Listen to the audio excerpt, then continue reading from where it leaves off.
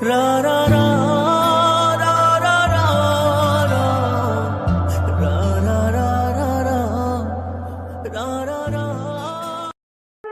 यदा यदा हि धर्मस्य ग्लानिर्भवति भारत अभ्युत्थानं धर्मस्य तदात्मानं सृजाम्यहं परित्राणाय साधूनां विनाशाय च दुष्कृतां धर्मो संस्थापनार्थे सम्भावामि युगे युगे।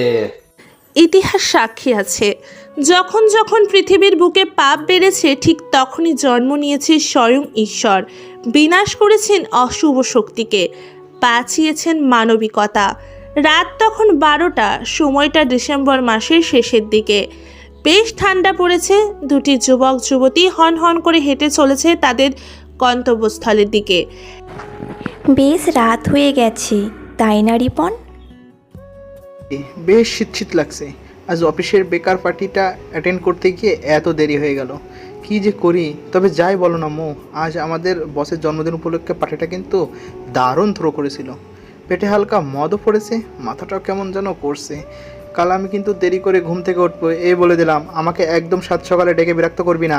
এতক্ষণে আপনারা জেনেই গেছেন সেই যুবক এবং যুবকটির নাম রিপন এবং সৌমিলি। গল্প সূত্রে বলে রাখা ভালো, এরা একই অফিসে জব করে এবং লিভ টুগেদারে থাকে একটি ফ্ল্যাট ভাড়া নিয়ে। এদের বিয়ের কথাবার্তা চলছে এবং মাস 2 পরে এদের বিয়ে ঠিক হয়েছে। তাড়াতাড়ি পা চালা, জায়গাটা বেশি সুবিধার না। কত করে বললাম যে অফিসের গাড়িতে উঠে ফ্ল্যাটে নামতে, কিন্তু তোর তো আবার পেটের মদ পড়লে রোম্যান্স জাগে। বললি কি না চল হেঁটে যাওয়া যাক। আরে বাবা, এত ভয় কিসের? আমি তো আসি নাকি? তাছাড়া আমরা নিজেও তো জানি না যে ওপারে ঈশ্বর আছেন, তিনি ঠিকই রক্ষা করবেন। রিপন বলে ওঠে উদ্ভাসিত কণ্ঠে। হ্যাঁ, সেই ভগবানের তো আর খেয়ে কাজ নেই। এই বিশ্ব সংসারের সমস্ত কাজ ছেড়ে আমাদের বাঁচাতে আসবেন, তুইও না? হেসে বলল সৌমিলি। কিছুটা দূর এগোতেই হঠাৎ একটি কালো অ্যাম্বাসেডর তাদের পথ রোধ করে দাঁড়ালো। গাড়ির ভেতর থেকে বেরিয়ে এলো 3 জন যুবক। তাদের মধ্যে একজন ঠোঁট চাটতে চাটতে কুৎসিত ভঙ্গিতে বলে উঠল, আরে রাতের বেলায় পড়ি যে, আকাশ থেকে নেমে এলো, এখন কি করি যে? তা মামানি কোথায় চলে এত রাতে? এসো আমরা লিফট দিয়ে দিই, তারপর সবাই মিলে খুব আদর করব। তারস্বরে হেসে ওঠে সেই ব্যক্তিটি। আমাদের পথ ছাড়ুন, নাহলে কিন্তু পুলিশ ডাকবো, লোকজন ডাকবো। রিপন বলে ওঠে কঠিন গলায়, ডাক ডাক ডাক, সালা তোর পুলিশকে, দেখি কে এসে তোদের বাঁচাতে পারে। এই ঘন্টা মেয়েটাকে গাড়িতে তোল তো, বড় নাটক করছে। সালা রাত দুপুরে নেশাটাই নষ্ট করে দিল।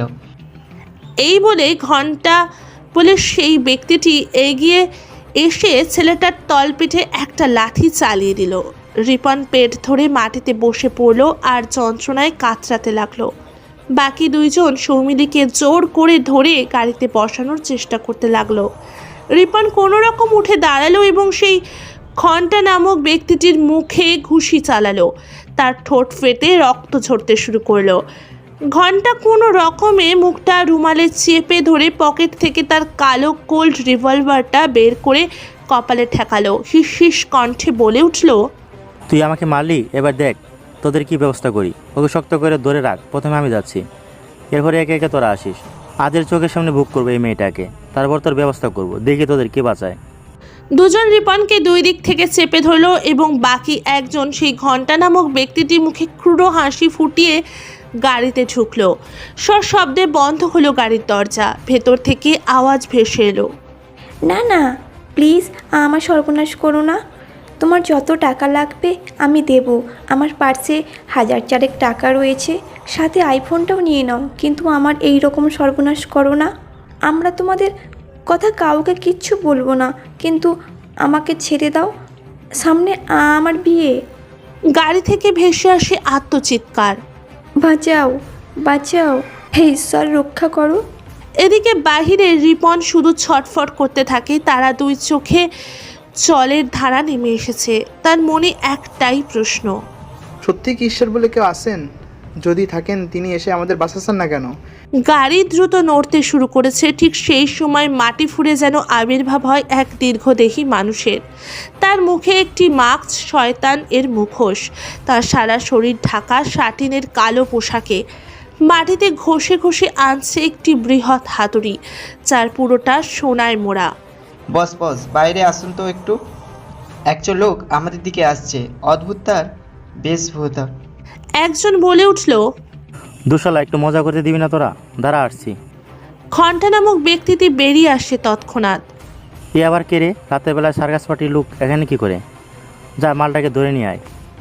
একজন এগিয়ে যেতে সেই ব্যক্তিটি তার গলা ধরে শূন্যে উঠিয়ে আর খড়খড়ে গলায় বলে ওঠে একটি সংস্কৃত শ্লোক। यदा यदा हि धर्मस्य ग्लानिर्भवति भारत अभ्युत्थानं धर्मस्य तदात्मानं सृजाम्यहं परित्राणाय साधूनां विनाशाय च दुष्कृतां धर्मो संस्थापनार्थे संभावामि युगे युगे।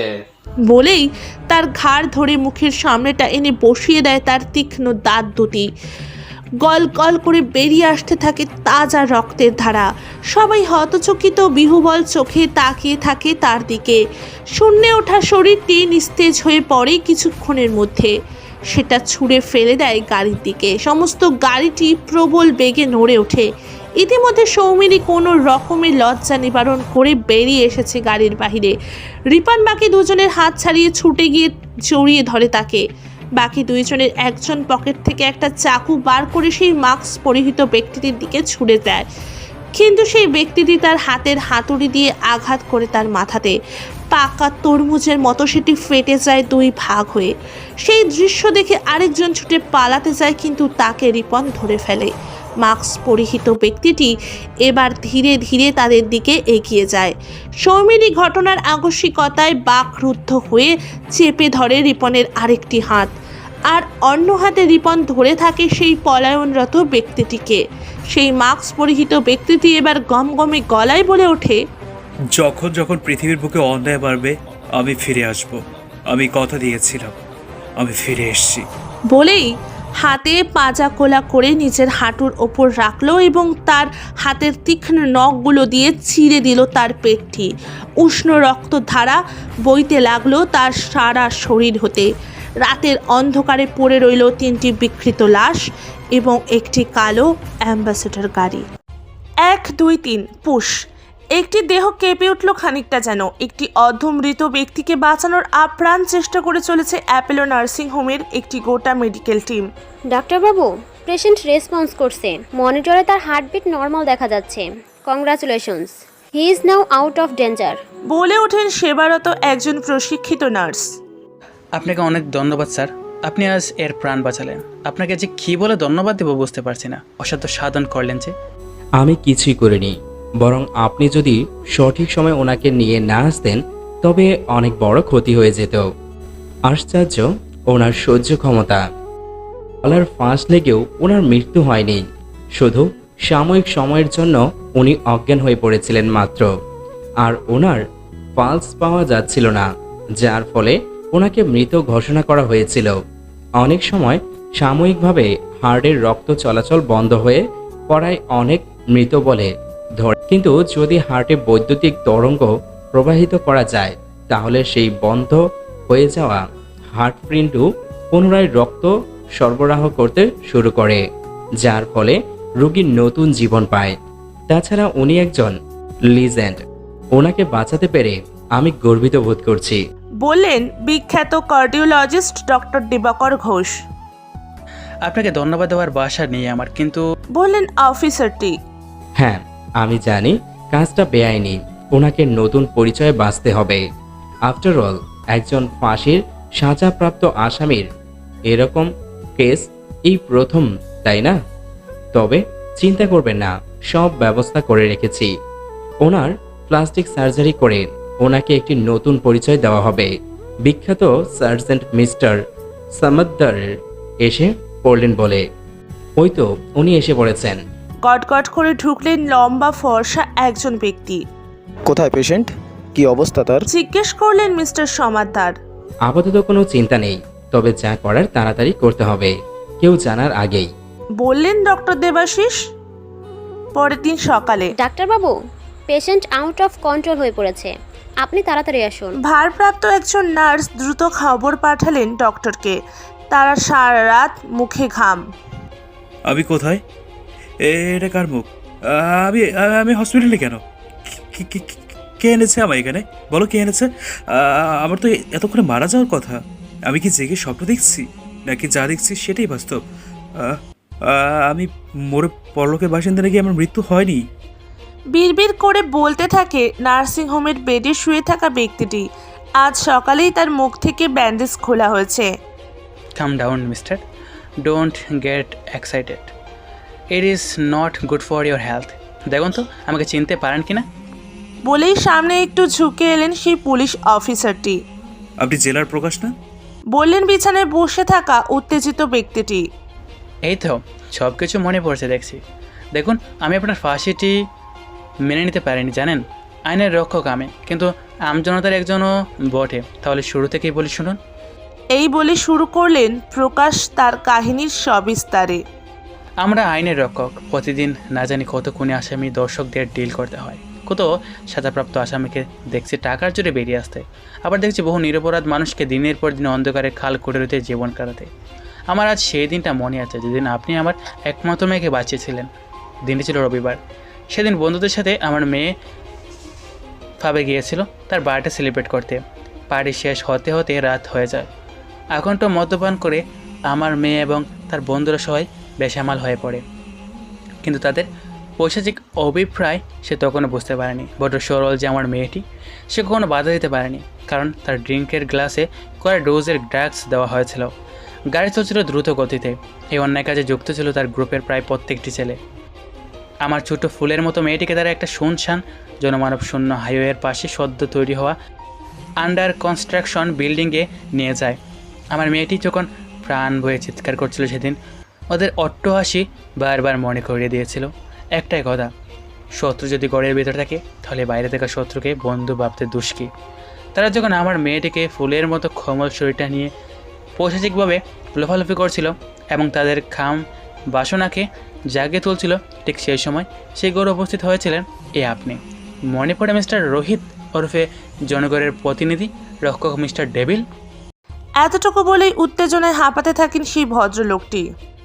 ডেভিল শব্দটা শুনতেই নড়ে চড়ে বসলেন বেডে বসে থাকা সেই ব্যক্তি।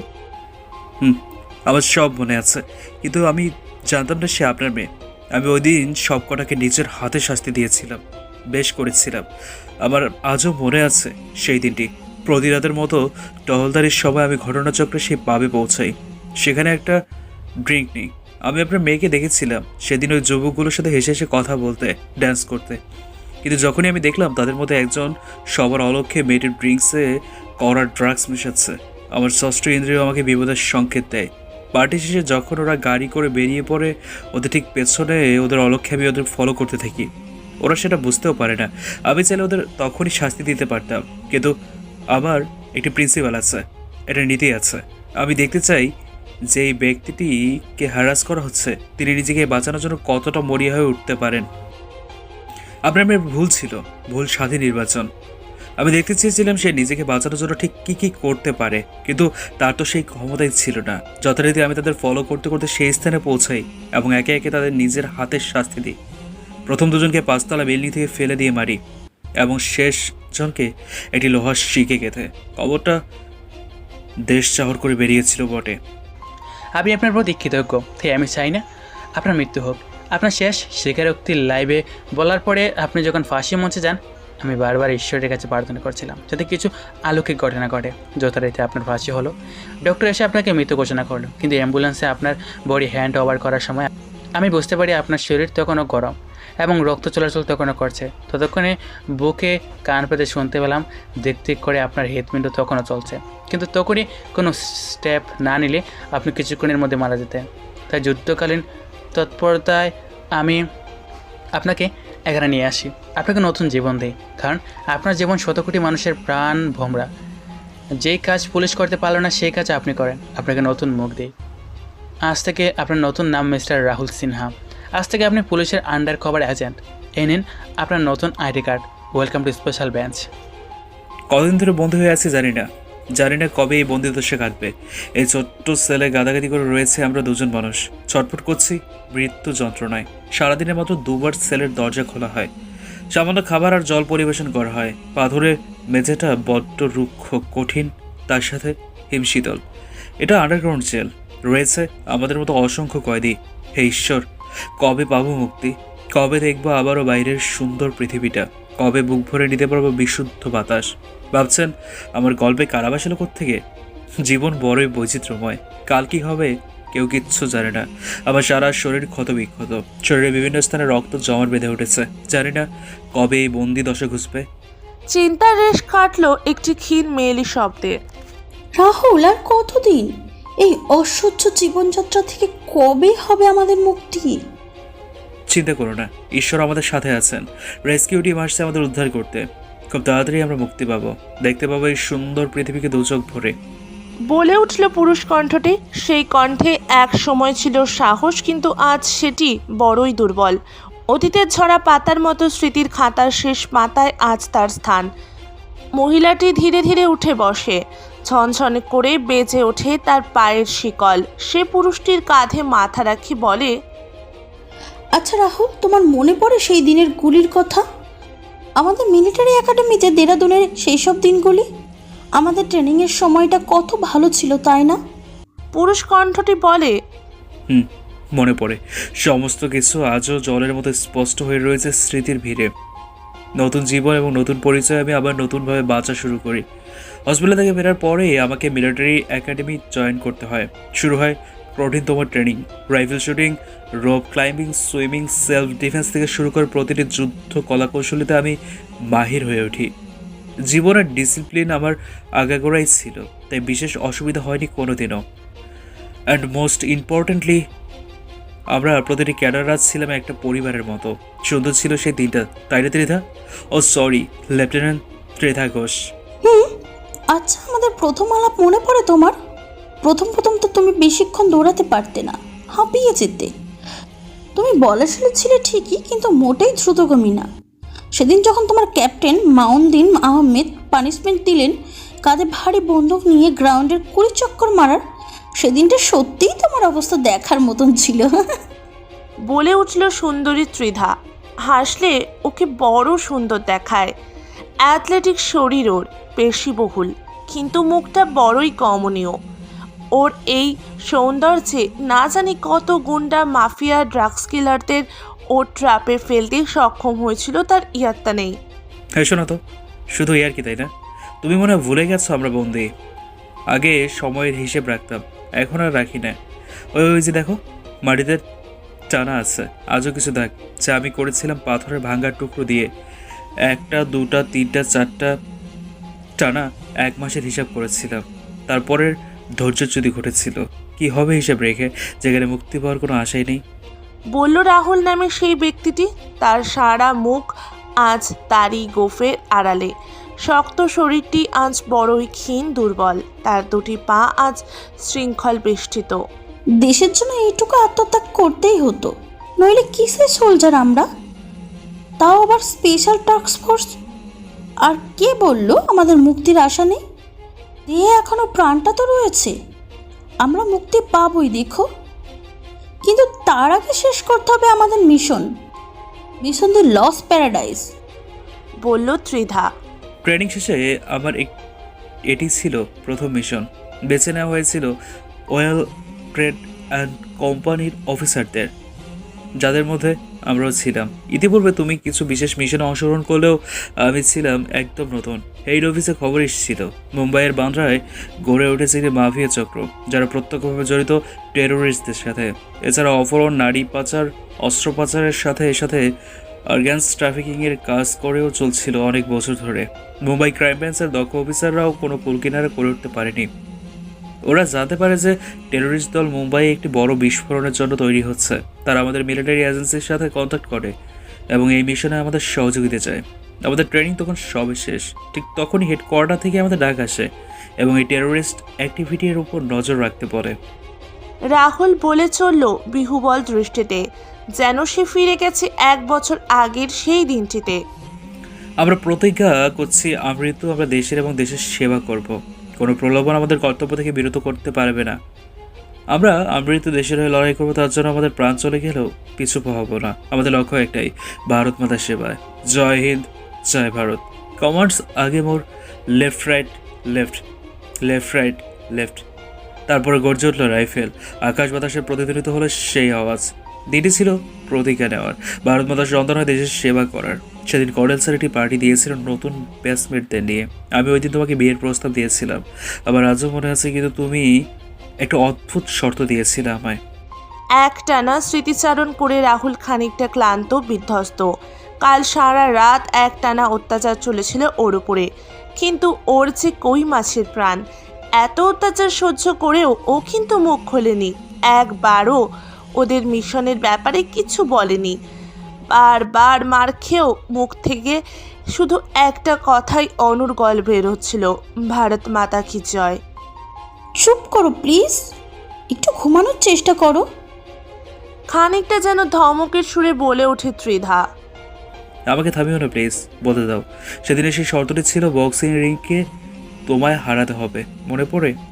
হ্যাঁ, আর তুমি সেদিন সেই ম্যাচটিতে জিতেছিলে চাতুরীর আশ্রয় নিয়ে, সব মনে আছে। ত্রিধার গলায় খানিকটা ভৎসনা প্রকাশ পেল যেন। ক্লান্ত রাহুল মুখে একটু হাসি আনার চেষ্টা করে বলে, আরে madam, everything is fair and love and war. হ্যাঁ, তাই তো ইচ্ছা করে তুমি আমার 5টা মুখে খেয়েছিলে।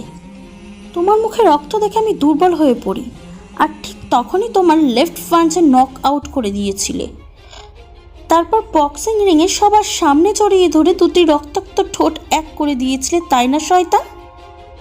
দুষ্টুমি মাখানো স্বরে বলে ওঠে লেফটেন্যান্ট ত্রিধা ওরফ ছদ্মবেশী বার ডান্সার সেলিনা। শয়তান নামটি উচ্চারণ হতেই রাহুলের চোখে মুখে ফুটে ওঠে একটি ক্রূর দৃষ্টি। শয়তান এর ইংরেজি মানে করলে দাঁড়ায় ডেভিল। তার নতুন মুখ, নতুন পরিচয় এবং সময়ের স্রোতে ভেসে যাওয়া অনেকগুলি দিন, এদের সবার মাঝে থেকে সে তো ভুলতেই বসেছিল যে সে ডেভিল। হ্যাঁ, ডেভিল তার আসল পরিচয়। সে জনগণের প্রতিনিধি, ধর্ষকদের যমদূত। না জানি কত অপরাধীকে সে পাঠিয়েছে জমের দুয়ারে। সেই ডেভিল আজ অসহায়ের মতো বন্দী এই কারাগারে। নিজের ওপরে যেন ঘৃণা করল তার। মিশনের স্বার্থে স্পেশাল অফিসারদের বিভিন্ন ছদ্মবেশ ধারণ করতে হয়, যেমন রাহুলকে কুখ্যাত মাফিয়া ডনের ডান হাত জামালের অনুচর সাজতে হয়েছিল। ক্রাইম জগতের ডেভিলের নাম ছিল হুসেন। দিনটি ছিল ইংরেজির 22 তারিখ, মাসটি ছিল সম্ভবত জানুয়ারি। মুম্বাইতে এসে সে একটি ছোট সিমসাম মেস বাড়ির একটা ছোট্ট ঘর ভাড়া নেয়। তার লক্ষ্য ছিল মাফিয়া গ্যাংয়ের লিডার কিংকং এর বিশ্বাস জিতে তার ডান হাত হয়ে ওঠা। কিংকং এই মানুষটিও ছিল বিশাল, দীর্ঘদেহী এবং বলশালী। হেন কোনো অপরাধ নেই যা সে করেনি। তার মাথার ওপরে ছিল পলিটিক্যাল লিডারদের হাত। তাই যতবার অ্যারেস্ট করা হতো, কোনো না কোনোভাবেই সে ছাড়া পেয়ে যেত। সে তার ক্রাইমের কোনো আই উইটনেস রাখত না। তার হাতে ছিল সেই সময় এর গোটা মুম্বাই শহর। ব্যস্ত মুম্বাই শহর, প্রত্যেকে বড়ই ব্যস্ত। সকাল থেকে রাত অবধি চলে অসংখ্য মানুষের আনাগোনা। পেলপেল করে হেঁটে চলেছে মানুষ, কেউ এক মুঠো ভাতের আশায়, কেউ নিজের স্বপ্ন পূরণের লক্ষ্যে। এরকমই একটি ব্যস্ত মুখর দিনে গোল্ডেন বারে বসেছে মাফিয়াদের গোপন মিটিং। ভাউ মাদুর দলটা খুব চালাচ্ছে। কালকে আমাদের গোডাউনের রেড মেরেছিল। প্রচুর ইলিগাল ওয়ারফেয়ার ড্রাগস আটক করেছে। আমরা কোনো রকমে পালিয়ে বেঁচেছি। আমাদের মনে হচ্ছে আমাদের দলের মধ্যেই কেউ গদ্দারি করেছে। সালা একবার পেলে ঢুকে দিতাম দানা। খসখসে গলায় আলোচনা চলছে। একটি বড় টেবিলে গোল করে বসে রয়েছে 4 জন মানুষ। এদেরকে সবাই চেনে। এদের মধ্যে 3 জন টাইগার, সমীর এবং জামাল, কিংকংয়ের খাস বাফাদার লোক, দলের হত্যাকর্তাও বটে। সামনে চলেছে সুন্দরী নর্তকীদের লাস্যময়ী নাচ। তাদের মধ্যে একজনকে হাতের ইশারায় ডাকলো জামাল। অতি সুন্দরী একটি মেয়ে নাচের তালে তাল দিতে দিতে এগিয়ে আসে। বস, এর নাম সেলিনা, জামালের গার্লফ্রেন্ড। বলে উঠল টাইগার। মেয়েটি এগিয়ে আসতেই করকরে 5টি 1000 টাকার নোট এগিয়ে দেয় জামাল। মেয়েটি হাসি মুখে একটি ফ্লাইং কিস দিয়ে আবার ডান্স ফ্লোরে চলে যায়। ওদের চোখের আড়াল হতেই গুরুম গুরুম গুলির শব্দ, চমকে ওঠে সবাই। সাদা পোশাক পরিহিত কিছু পুলিশ অফিসার শুরু করে দেয় প্রবল বেগে গুলিবর্ষণ সেই গ্যাংটিকে লক্ষ্য করে। ওদের গুলিতে টাইগার তৎক্ষণাৎ মাটিতে লুটিয়ে পড়ে। কিংকংয়ের বাকি 2 জন সামনের টেবিলটাকে কভার করে ঢাল বানিয়ে মাটিতে হাঁটু গেড়ে বসে।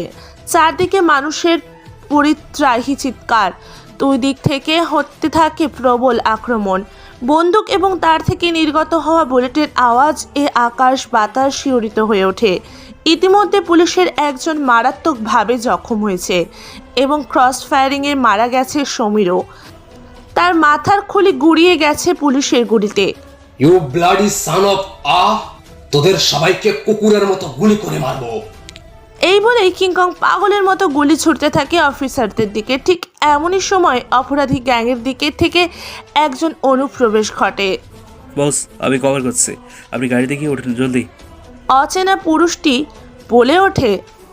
কে তুই, আর সাহায্য করছিস কেন আমাদের? বলে ওঠে জামাল।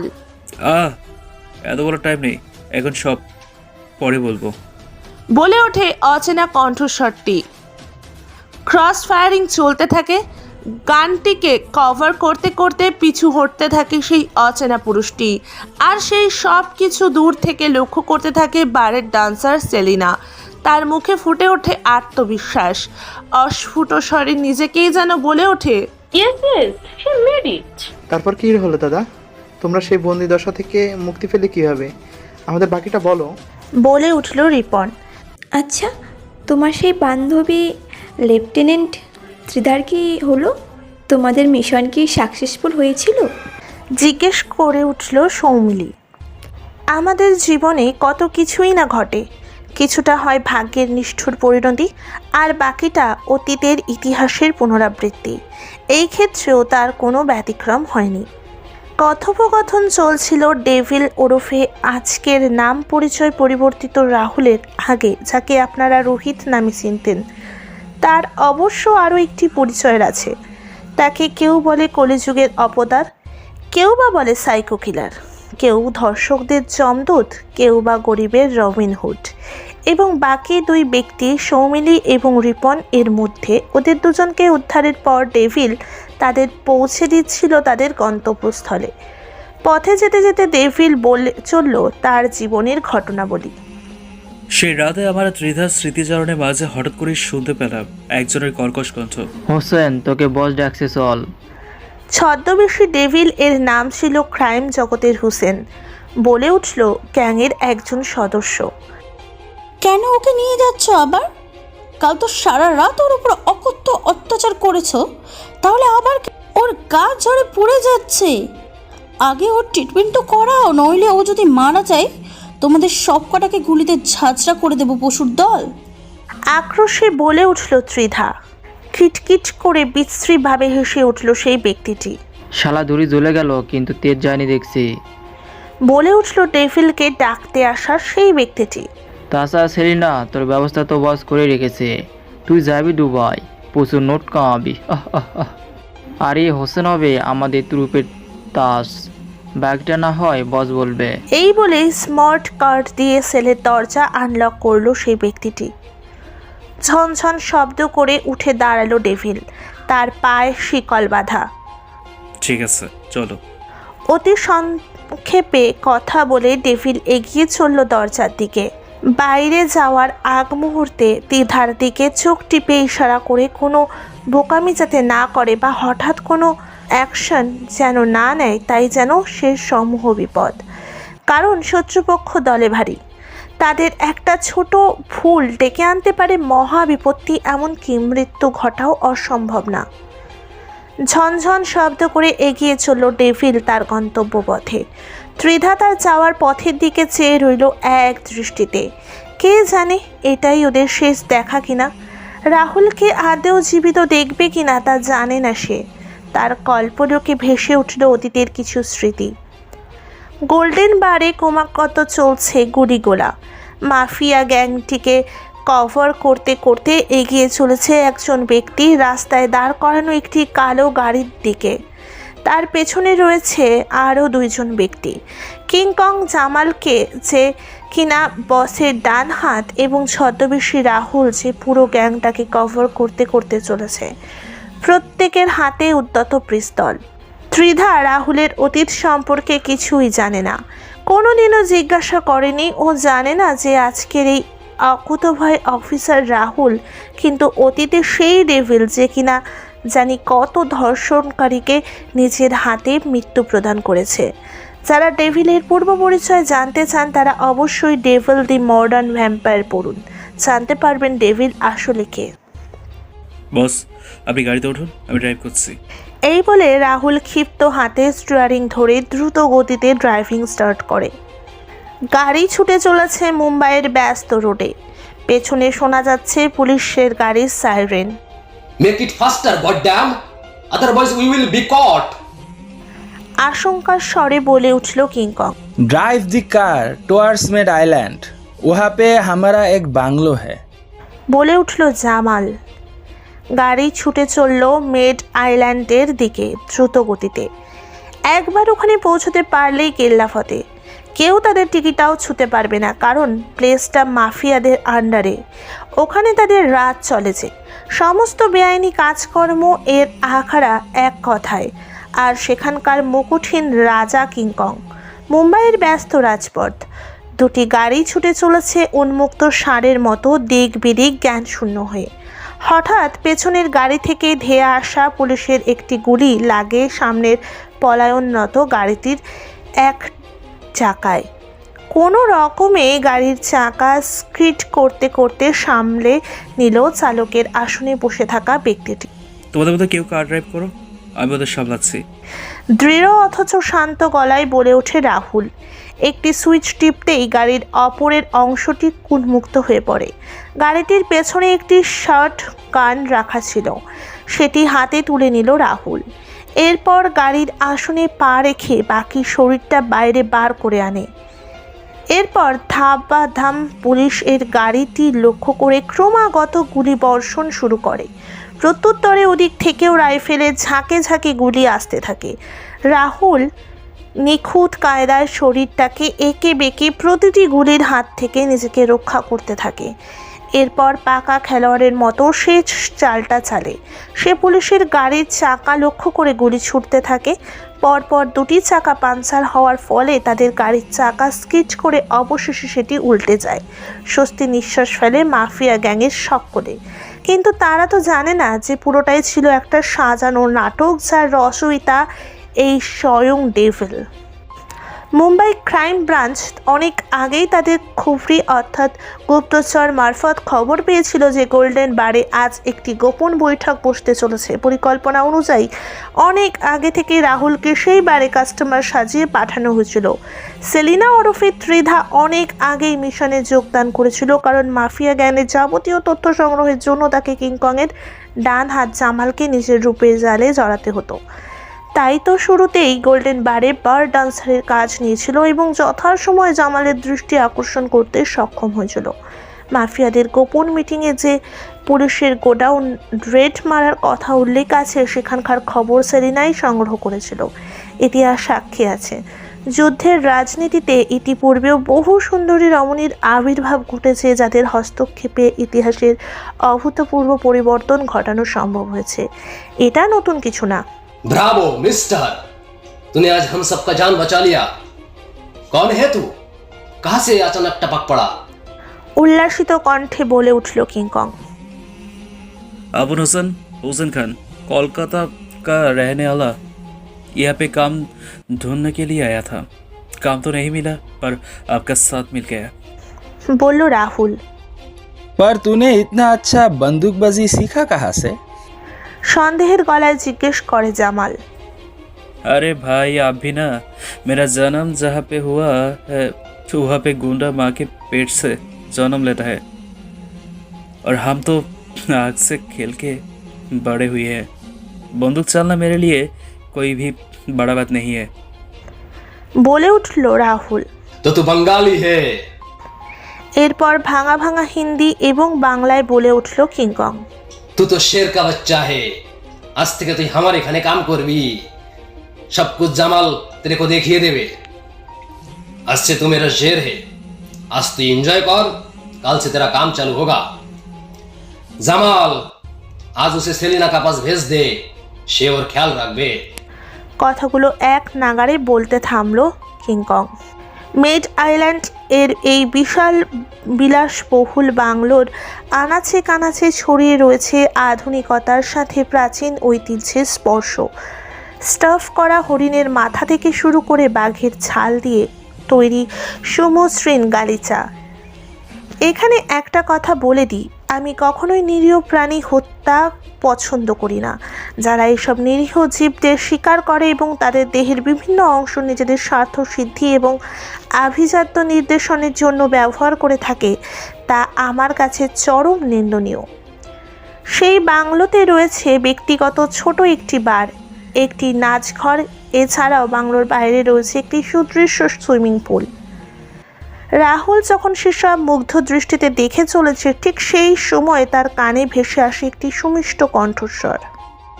আসসালামু আলাইকুম জানাব, তশরিফ ফরমাইয়ে।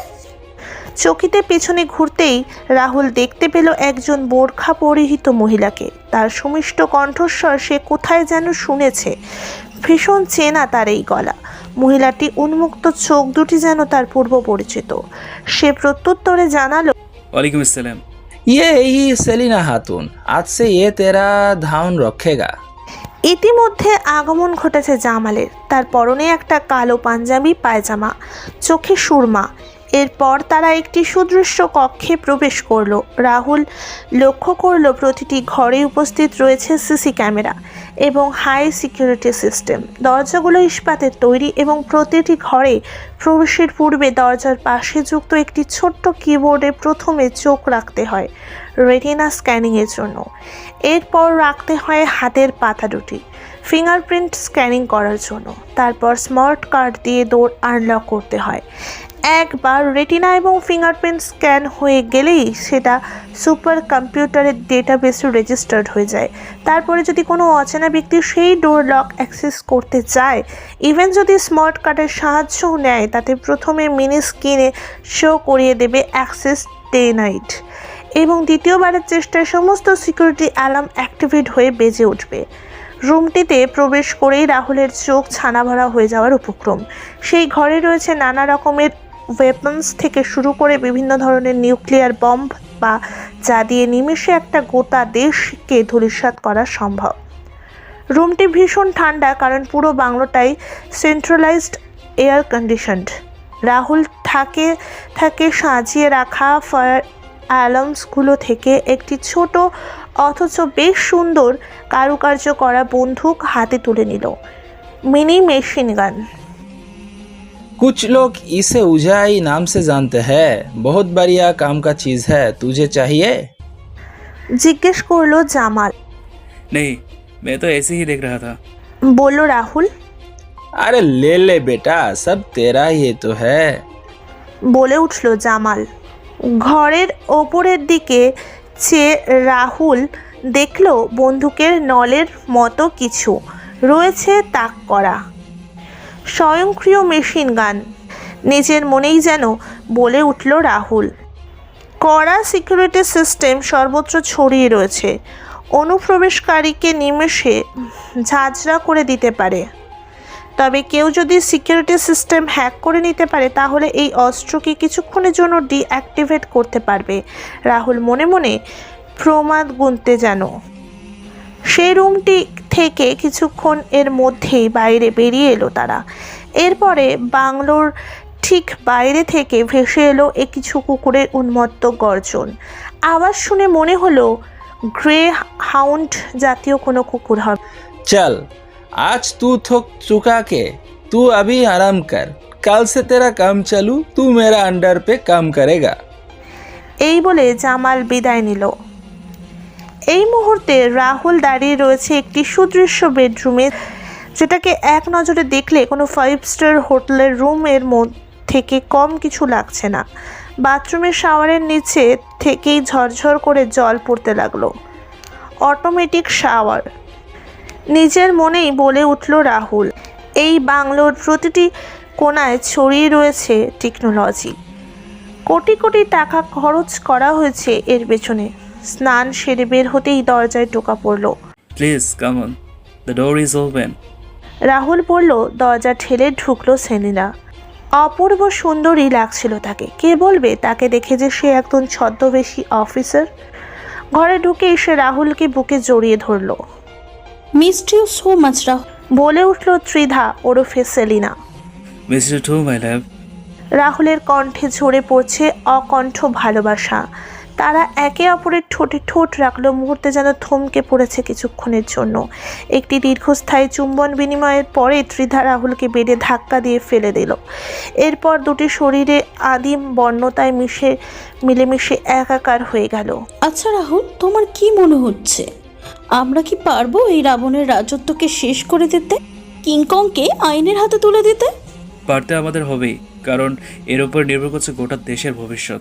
ওদের অস্ত্রাগারে যেসব অস্ত্র দেখলাম তাতে মনে হচ্ছে ওরা গোটা মুম্বাই শহরকে নিমেষে ধূলিসাৎ করে দিতে পারে। আমাদের আরও সাবধান থাকতে হবে। প্রাণ গেলেও পিছু পাওয়া চলবে না। বললে চলবে না প্রতিজ্ঞা গ্রহণের দিন আমরা ভারতের পতাকার সামনে দাঁড়িয়ে কি প্রতিজ্ঞা করেছিলাম। কাজ তো এখনো শুরুই হলো না। কথা হচ্ছিল লেফটেন্যান্ট ত্রিধা এবং রাহুলের মধ্যে। ত্রিধা আকাশের পুরুষালী পেশিবহুল বুকে হাত বোলাতে বোলাতে আবার প্রশ্ন করলো, আচ্ছা আমি যদি ধরা পড়ে যাই, যদি কোনো কারণে মারা পড়ে যাই, তাহলে কিন্তু। চুপ, একদম চুপ। আর একটা কথাও নেই ব্যাপারে। আমি জীবনে অনেককে হারিয়েছি, তোমাকে হারাতে চাই না। আর যদি সেরকম কিছু হয় তাহলে তোমার দিকে ধেয়ে আসা প্রতিটি বুলেট আমি নিজের বুকে খেতে আছি, কিন্তু তোমাকে কিচ্ছু হতে দেবো না, কিচ্ছু না, কারণ আমি তোমাকে পাগলের মতো ভালোবাসি, বলল রাহুল। আর আমাদের দেশমাতাকে, আমাদের প্রফেশনকে, আমাদের এই মিশনকে তুমি সম্মান করো না, ভালোবাসো না? শোনো, আমরা সোলজার। আমাদের জীবনের মায়া, সম্পর্কের মায়া এগুলো থাকতে নেই। আমাদের একটাই লক্ষ্য, ভারত থেকে আবর্জনাকে ঝেড়ে ফেলে একটি সুস্থ সমাজ গড়ে তোলা। আজ কত সাধারণ স্কুল কলেজের ছাত্রছাত্রী ড্রাগসের নেশায় আসক্ত। তিল তিল করে তারা ঢলে পড়ছে মৃত্যুর কোলে। বাড়ির লোক বাইরে গেলেই বাকি সদস্যরা শুরু হয়ে যায় ঈশ্বরের কাছে আকুল আবেদন যেন তারা সাবধানে বাড়ি ফিরে আসে। যখন তখন যেখানে সেখানে বোম ব্লাস্ট হচ্ছে, মারা পড়ছে শত সহস্র নিরীহ মানুষ। এটাই তো আমাদের মিশন দি লস্ট প্যারাডাইস, অর্থাৎ হারিয়ে যাওয়া স্বর্গের পুনরুদ্ধার। আমাদের এই মাতৃভূমি আমাদের স্বর্গ, যেটা নষ্ট করেছে এই কিংকংয়ের মতন অসুরের দল। আমাদের আরও সক্রিয় হতে হবে, আমাদের লড়তে হবে। তাই যদি আমার কিছু হয়েও যায়, তুমি কিন্তু এই মিশন কমপ্লিট করবে। কথা দাও আমায়। অস্ফুট স্বরে বলে উঠল ত্রিধা। উত্তেজনায় তার সারা মুখ লাল হয়ে উঠেছে। ঠিক এমন সময় বেজে উঠল রাহুলের ঘড়িটি। এটি একটি হাইটেক ওয়াচ, যেটা কানেক্টেড রয়েছে মিলিটারি হেডকোয়ার্টার্সের সাথে। এর কাজ ওয়্যারলেস ফোনের মতোই। Team alpha, this is captain Barma. Is anyone on there over? Alpha team rewarding Roger that. This is Rahul Sinha over. Glad to hear you, sir. I am here to get the report about the progress of mission over. We are working on it. If there will anything happen, I will let you know. Be prepared with backup team. Over and out. কথোপকথন শেষ হতেই ত্রিধা টের পেল দরজার ওপরে একটি ছায়া যেন মুহূর্তের মধ্যে সরে গেল, যেন কেউ ওদের ক্রিয়াকলাপ লক্ষ্য করছিল। রাহুল তার আশঙ্কার কথা জানাতেই সে চকিতে বিছানা ছেড়ে লাফ দিয়ে উঠে দাঁড়ালো দরজার কাছে, হাতে উদ্যত রিভলভার। দূরে সরে যেতে থাকা মানুষটির খানিকটা আবছা অবয়ব চোখে পড়তেই তার দুই চোখ জ্বলে উঠল আশঙ্কায়। অস্পষ্ট স্বরে যেন নিজেকেই বলল, জামাল। তবে কি সে সব কিছু জানতে পেরে গেছে? ব্যস্ত মুম্বাই শহরে তখনও সকালে সূর্য ওঠেনি। ছোট্ট জেলের সেলে তখন রীতিমতো যুদ্ধ চলছে যেন। আত্মচিৎকারে ভেসে উঠছে গোটা ঘরটি। তুই আমার উপরে যত অত্যাচার করবি কর, প্রয়োজনে বলে মেরে ফেল, কিন্তু আমি তোদের প্রস্তাবে রাজি না। চিৎকার করে বলে উঠল রাহুল ওরফে ডেভিল। तुझे तो ये काम करना ही पड़ेगा, वरना तेरी मसूका को दुबई भेज दूंगा सेठ लोगों के पास। तो उससे प्यार करता है ना? बोल बोल बोलना, चुप क्यों है? हमें पता चल चुका है कि तू लोग कौन है। साला गद्दार, हमारे नमक खा के हमारे से धोखा। तुझे तो मैं कुत्ते की मौत दूंगा, देख लेना। तू आर्मी वाला है ना तू? बारे आए देश के बचाने वाले। अब तुझे इतना बदनाम करूंगा कि तेरे मुंह पे सब लोग थू फूकेगा, थू थू। বলে ওঠে জামাল। তার হাতে উদ্যত চাবুক সেদিন সেল রুম থেকে বের করে আনার পরে রাহুলকে আনা হয়েছিল কিংকংয়ের স্পেশাল টর্চার রুমে। সারা রাত অকথ্য অত্যাচার চলেছে তার উপরে। রাহুলের প্রথম দিন এই বাংলোতে আবির্ভাবের পর ওই দিন রাতে ডাক পড়ে রাহুল এবং ত্রিধার কিংকংয়ের প্রাইভেট কনফারেন্স রুমে। তারা গিয়ে দেখে একটি সুবিশাল হল রুম, তার ঠিক মাঝখানে রয়েছে একটি গোল বড় টেবিল, দুই পাশের সারি সারি চেয়ার সাজানো। কনফারেন্স রুমে একটি প্রজেক্টর চলছে, সামনে ফুটে উঠেছে কিছু দৃশ্য, মুম্বাইয়ের রেলওয়ে স্টেশন এবং তার আশেপাশের এলাকা। চেয়ারগুলোর প্রতিটিতে উপবিষ্ট রয়েছে কিছু মানুষ। টেবিলের উপরে রাখা AK-47 লাইট মেশিন গান এর মতো ভয়ানক সব অস্ত্র। आजा मेरे शेर, आज तेरे लिए एक बहुत बड़ी खुशखबरी अच्छी। आज से तेरा काम चालू, बैठ जा पहले, सबर साथे परिचय करिए दिच्छी। সহাস্য কণ্ঠে বলে ওঠে জামাল। सामने जो बैठा है ना, वो है दुबई का किंग शेर खान, बेआईनी अस्थिर बादशाह। उसके बाद लेफ्ट साइड में जो महतरमा बैठी है, उसका नाम है रानी भाई। वैसे तो बनारस में एक कोठी चलाती है, फिर धंधा दूसरा है ड्रग्स ब्राउन शुगर का। उसके बाद उसकी बगल में जो खड़ा है, उसका नाम है दिलावर खां। पाकिस्तान, बांग्लादेश और इंडिया में उसका टेररिस्ट গ্যাং আছে। অপহরণ, নারী পাচার থেকে শুরু করে প্রত্যেকটি টেররিস্ট অ্যাক্টিভিটি এর নির্দেশেই হয়। ওনার পরে রয়েছেন মিস্টার লুই, जो आया है চায়না से। উনি আজকে এই কনফারেন্সে এসেছেন আমাদের এই মিশনে হেল্প করবার জন্য। এবার আপনাদের সবার সাথে আলাপ করিয়ে দিই আমার এই शेर का बच्चा, यह हुसैन, जो काल पुलिस से हम लोगों का जान बचाया था। अगर ये ना থাকতো তো আজ আমি আপনাদের সামনে উপস্থিত থাকতে পারতাম না। আমার স্থান হতো মর্গের ঠান্ডা ঘরে। এতদূর বলে থামল কিংকং। সবার সাথে আলাপচারিতার পরে জামাল শুরু করলো ব্রিফিং, যা শুনে রাহুল এবং লেফটেন্যান্ট ত্রিধার পায়ের তলা থেকে মাটি সরে গেল। दोस्तों, आज हम यहाँ पे একত্রে হলাম একটি বিশেষ কারণের জন্য। कुछ दिन ধরে পুলিশের একটি বিশেষ টিম আমাদের পিছু নিয়েছে। আমাদের সন্দেহ দলের মধ্যে সে স্পাই রয়েছে। কথাটা বলে চৌকিতে ঘুরে দাঁড়ালো রাহুলের চোখে চোখ রেখে জামাল। কি আমি কি কিছু ভুল বললাম মিস্টার হুসেন? না না না, আপনি একদম ঠিক বলেছেন। আজকাল তো সব জায়গায় স্পাই, কে আসল কে নকল বোঝাই কঠিন।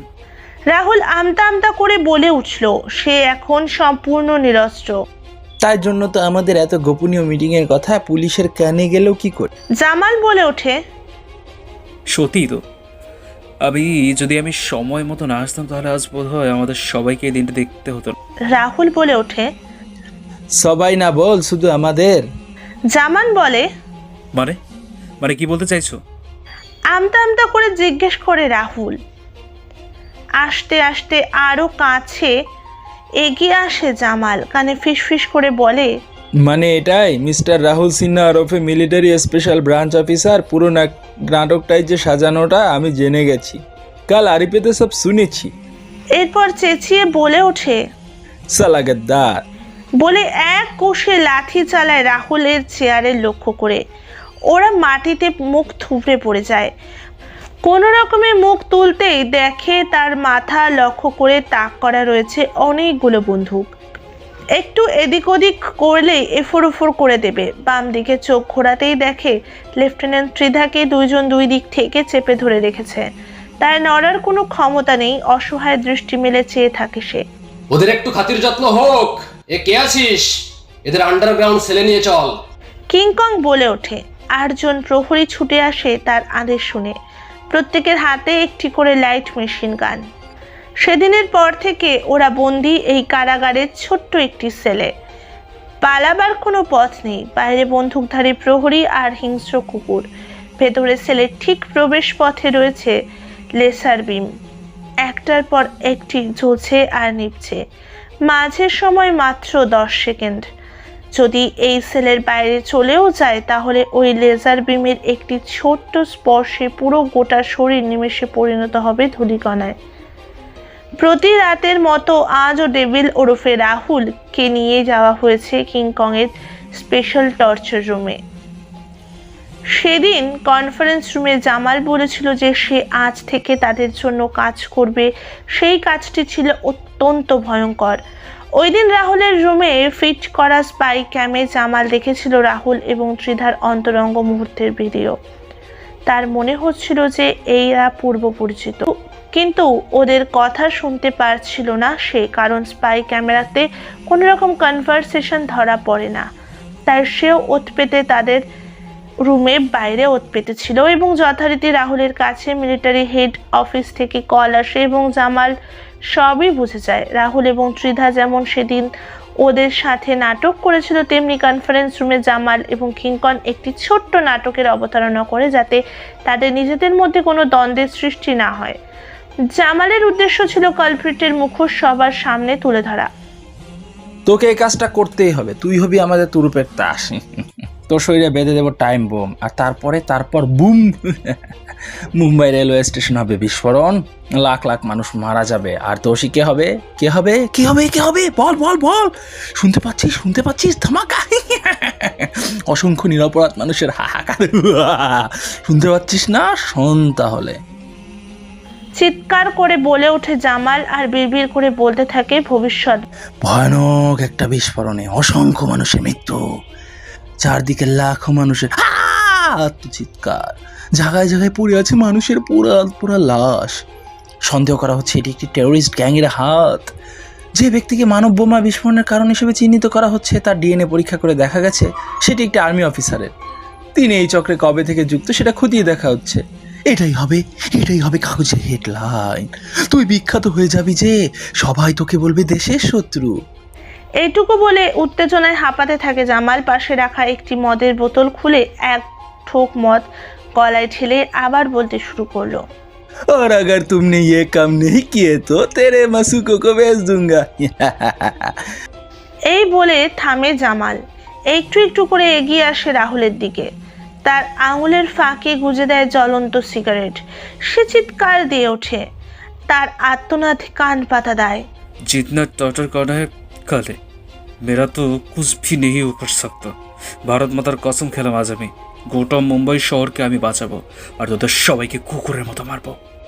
এই বলে একদলা থুতু ছুঁড়ে মারলো জামালের মুখে। ড্রাগস, হেরোইনের ব্যবসা করতিস, এমনকি বেআইনি মাদকাস্ত্রের চোরা চালান কেউ ক্ষমা করা যায়, কিন্তু এতগুলো মানুষের হত্যা, সন্ত্রাস, বোম ব্লাস্ট যারা করে সেই সব আতঙ্কবাদীদের শাস্তি একটাই, মৃত্যু। এই বলে রাহুল চেয়ারের হাত থেকে পিচ মোড়া করা অবস্থায় জামালের বুকে একটা লাঠি চালালো। সঙ্গে সঙ্গে দুজন ব্যক্তি ছুটে এলো তার কাছে। এলোপাথারি চর ঘুষি চালাতে লাগলো তারা। তার সারা শরীর রক্তাক্ত, তার চোখ দুটো জবা ফুলের মতো লাল। সে বিড়বিড় করে বলে উঠে কিছু অস্পষ্ট শব্দ। যখন যখন পৃথিবীর বুকে অন্যায় বেড়েছে, জন্ম নিয়েছে স্বয়ং ঈশ্বর অবতার রূপে, কখনো মা কালিকা রূপে, কখনো বিষ্ণুর রিংস অবতার, কখনো বা শ্রীকৃষ্ণ রূপে, কখনো কল্কি অবতার। কলিযুগের শেষ হয়নি ঠিকই, কিন্তু তোদের মতো পশুদের মারার জন্য এই ডেভিলই যথেষ্ট। এই বলে সে চেয়ার শুদ্ধ উঠে দাঁড়ায়। একজন লোক পেছন থেকে এগিয়ে আসতেই সে চেয়ারটির সাথে লোকটির পেছনে চেপে পিছু হটতে থাকে দেয়ালের দিকে। জোরে একটা ধাক্কা মারে চেয়ারের হাতল শুদ্ধ ওপরে আনে। সে এখন মুক্ত, চোখে বন্য জন্তুর চাহনি। পেছনের লোকটিকে সে চেয়ারের হাতলের ভাঙা কোণটি দিয়ে তার কপালে ঠিক মাঝ বরাবর আঘাত করে। পুরোটা গেঁথে দেয় তার মাথায়। তৎক্ষণাৎ মৃত্যু ঘটে তার। সামনে আরো 5 জন লোক হই হই করে এগিয়ে আসছে তার দিকে। সে সামনে রাখা একটি কাঠের হাতুড়ি তুলে নেয়। তাকে দেখে জামাল এবার সত্যি ভীষণ ভয় পেয়ে যায়। সে বাকিদের ওকে খতম করার নির্দেশ দিয়ে আস্তে আস্তে পিছু হটতে থাকে। এদিকে ডেভিল কখনো শূন্য লাথি ছুঁড়ে, কখনো ঘুষি মারে, কখনো আবার হাতে থাকা হাতুড়ি দিয়ে একের পর এক লাশের পাহাড় বানিয়ে এগিয়ে যেতে থাকে জামালের দিকে। अबे तू इंसान है या हवन? इतने सारे लोगों को तूने बेरहमी से मार डाला। तू है कौन? माफ कर दे, आज से सब बंद। আমি अच्छा आदमी হয়ে যাব, সব ছেড়ে দেব। জামাল বলে ওঠে কাতর কণ্ঠে। আব্বা চুপ চুপ চুপ, একদম চুপ। এবার আমি বলবো, তুই শুনবি। তোর ঠিক উচ্চ গোষ্ঠী আমি জানি। দিল্লির ফুটপাতে তোর জন্ম, ছোট থেকে চুরি চক্কা করে বড় হয়েছিস, তারপর হয়ে উঠেছিস একদম দাগি আসামি। সেই সময়কার দিল্লির অপরাধ জগতের বাদশাহ সুলেমানের ডানাত হয়ে কাজ করতে শুরু করিস। পরবর্তীকালে তার গদি পাবার জন্য হাত মেলাস কিং কংয়ের সাথে। তুই তো এমনিই বিশ্বাসঘাতক, না নিজের মালিকের হতে পারলি না দেশের। তোকে বাঁচিয়ে রাখলে সবার অমঙ্গল। কিং কং মানুষটা যাই হোক করুক, কোনোদিন আতঙ্কবাদীদের সাথে হাত মেলাতে চাইনি। এই তুই এর মগজ ধোলাই করেছিস বেশি মুনাফা লাভের আশায়। এরপর একদিন ওকেও সরিয়ে দিতিস, তাই না? তোর ক্ষমা নেই কোনো। এই বলে ডেভিল তার গলা ধরে শূন্যে তুলে ধরে, আর তারপর তার গলা লক্ষ্য করে এক মোক্ষম মরণ কামড় বসিয়ে দেয়।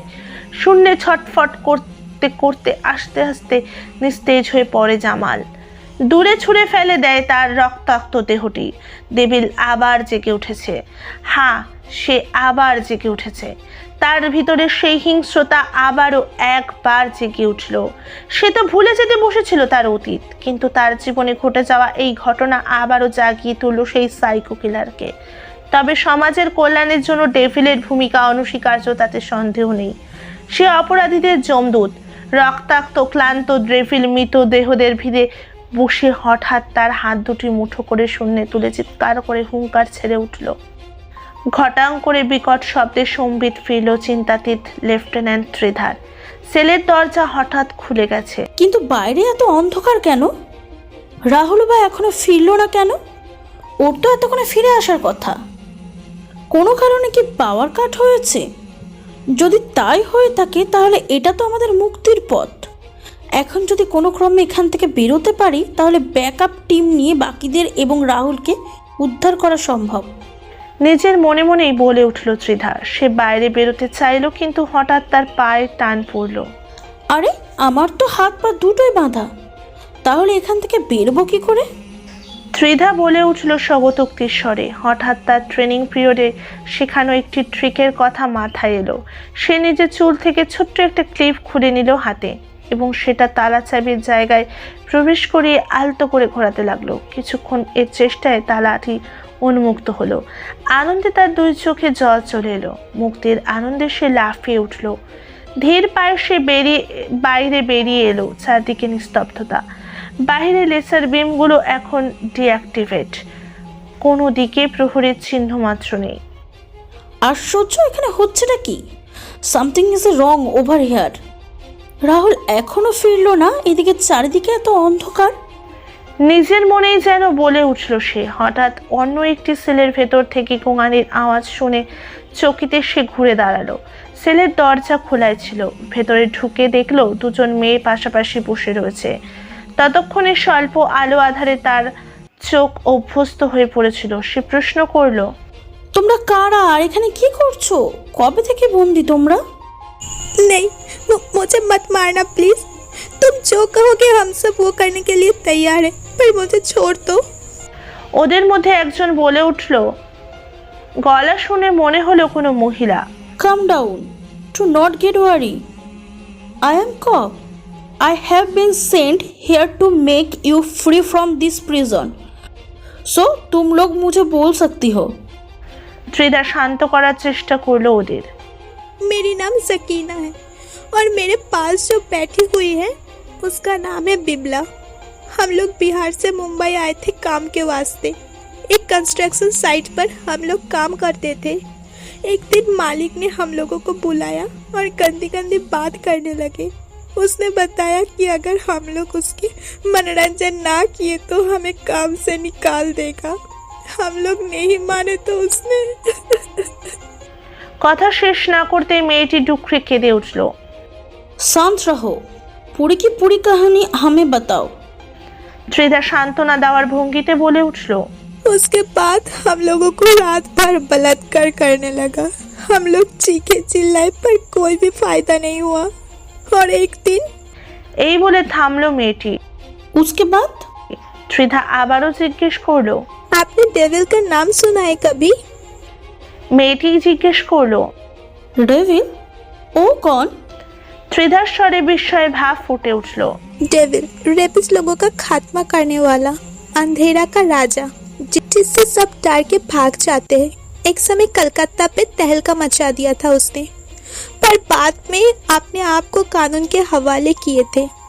फांसी हुआ था उसको।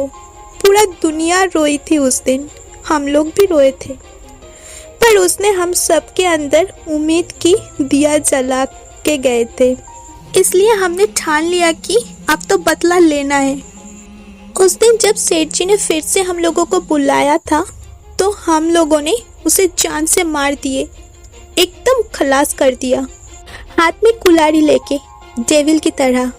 उसने भी काट काट करके टुकड़े टुकड़े कर दिए। उसके बाद हम लोग भाग आए मैड आइलैंड पर।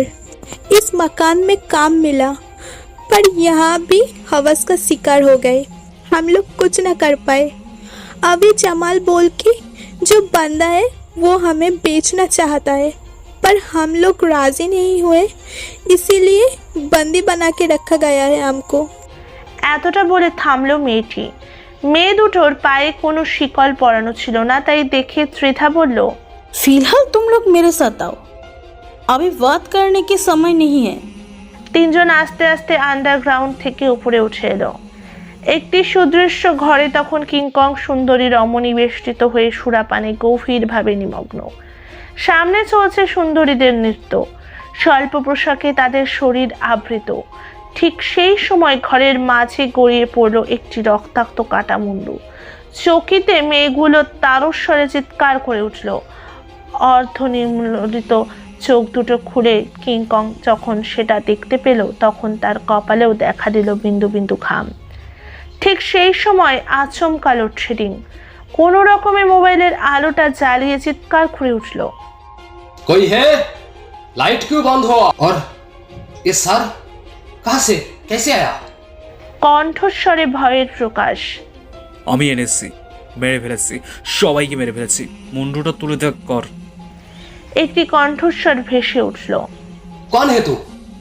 এই বলে মোবাইলের আলোটা ফেলতেই চমকে ওঠে কিংকং। ये तो জামালের মাথা। তার মানে তুই তুই একে মেরে ফেলেছিস? কে কে তুই? চিৎকার করে রাগে গর্জন করতে করতে এগিয়ে যায় সেই আগন্তুকের দিকে। সামনে গিয়ে তার মুখে আলো ফেলতেই চমকে ওঠে কিংকং। এ কি তুই? অফিসার রাহুল, তুই এখানে? তুই তাহলে একে মেরে ফেলেছিস? তুই কি মানুষ নাকি পশু নাকি শয়তান? এরকম ভাবে জানোয়ারের মতো খুন করেছিস? কিংকং বলে উঠল। হ্যাঁ করেছি।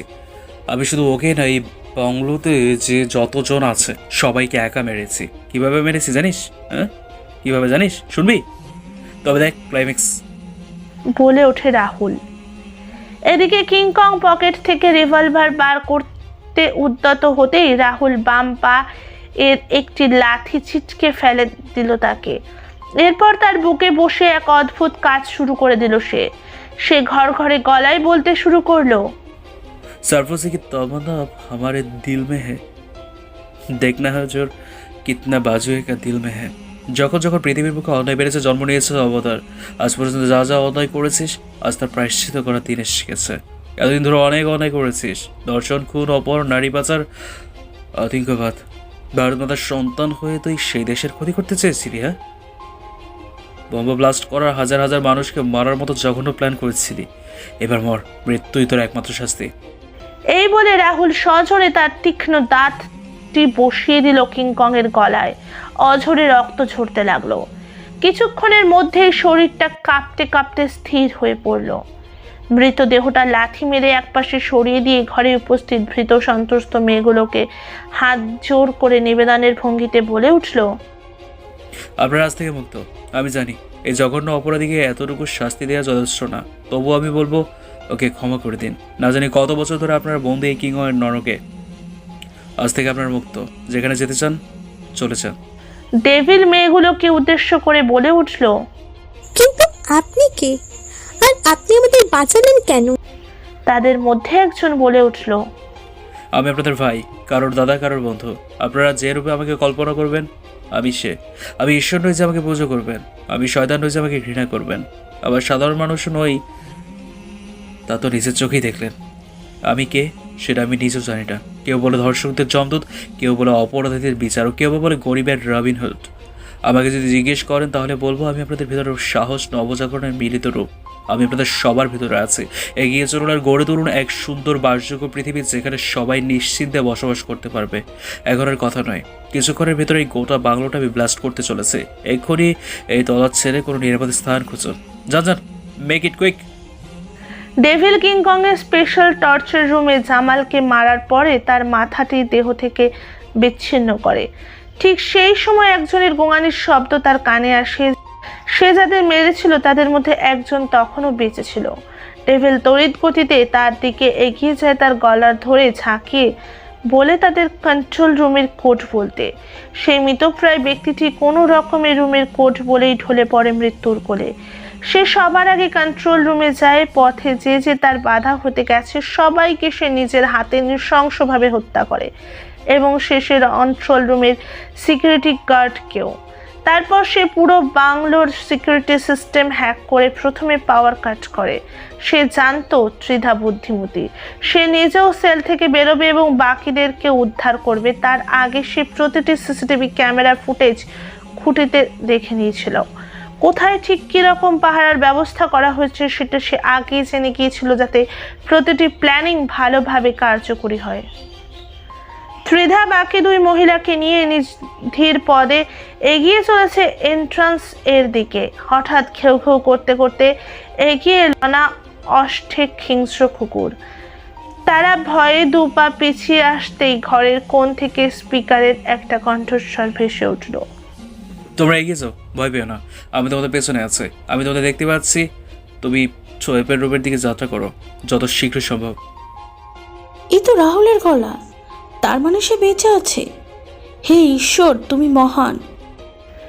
ত্রিধা নিজের মনেই বলে উঠল। ঠিক সেই সময় চারিদিকে আলোয় উদ্ভাসিত হয়ে উঠল। তারা দ্রুত গতিতে কিংকং এর অস্ত্রাগারের দিকে ছুটল।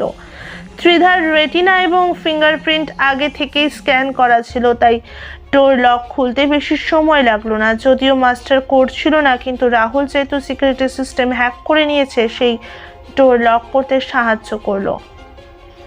ওরা ঢুকতেই কুকুরগুলো তেড়ে এলো তাদের কাছে, কিন্তু এগিয়ে স্বয়ংক্রিয় গানগুলি অটোমেটিক্যালি অ্যাক্টিভেট হতেই কুকুরগুলোকে লক্ষ্য করে অনবরত গুলি ছুটতে লাগলো। কিন্তু রাহুল প্রাণী হত্যা পছন্দ করে না, তাই কন্ট্রোল রুম থেকে সে সব অটোমেটিক গান থেকে নির্গত গুলিগুলোকে কুকুরগুলোর আশেপাশে ছুটতে লাগলো, যাতে তারা ভয় পেয়ে পালিয়ে যেতে পারে। আর হলোও তাই। ওরা পালিয়ে গেছে বাংলার বাইরে, আর কোনো চিন্তা নেই। তুমি ওদের নিয়ে তাড়াতাড়ি বাইরে চলে যাও, সময় খুব কম। আবারও রাহুলের গলা ভেসে এলো স্পিকার থেকে, কিন্তু তুমি? চেঁচিয়ে বলে উঠল ত্রিধা। আমার কথা ভেবো না, আমি ঠিক বেরিয়ে আসবো, কিন্তু তার আগে এই পাপের সাম্রাজ্য ধ্বংস করতে হবে। যাও, এক্ষুনি এখান থেকে বেরিয়ে পড়তে হবে, হাতে বেশি সময় নেই, বলে উঠল রাহুল। ওরা বেরিয়ে যেতে রাহুল আবারও স্বয়ংক্রিয় মেশিন গানগুলোকে ওদের থাকা অস্ত্র এবং বারুদের দিকে তাক করে অ্যাক্টিভেট করে দিল। ভীষণ জোরে ব্লাস্ট হলো। ধুম! পুরো বাংলোতে আগুন জ্বলে উঠল। আগুনের লেলিহান শিখায় দাউ দাউ করে জ্বলতে লাগলো গোটা বাংলো এবং তার আশপাশটা। ইতিমধ্যেই তারা বাইরে বেরিয়ে এসেছে। পুলিশের গাড়ি এসে উপস্থিত। দমকলের 4টে ইঞ্জিন আগুন নেভাতে ব্যস্ত, কিন্তু এদিকে রাহুলের কোনো পাত্তা নেই। ত্রিধা ডুকরে কেঁদে ওঠে। ঠিক সেই সময় বাংলোর সুইমিং পুল থেকে একজন পুরুষ বেরিয়ে আসে। সে আস্তে আস্তে পেছন থেকে ত্রিধার কোমরটা জড়িয়ে ধরে কানে কানে ফিসফিস করে বলে, আজই ঝড়ের রাতে তোমার অভিশাপ পরাণ সখা বন্ধু যে আমার। রাহুল, তুমি বেঁচে আছো? আমি তো ভাবলাম। ত্রিধা বলে ওঠে আবেগ আপ্লুত কণ্ঠে, কি ভেবেছিলে মারা গেছি?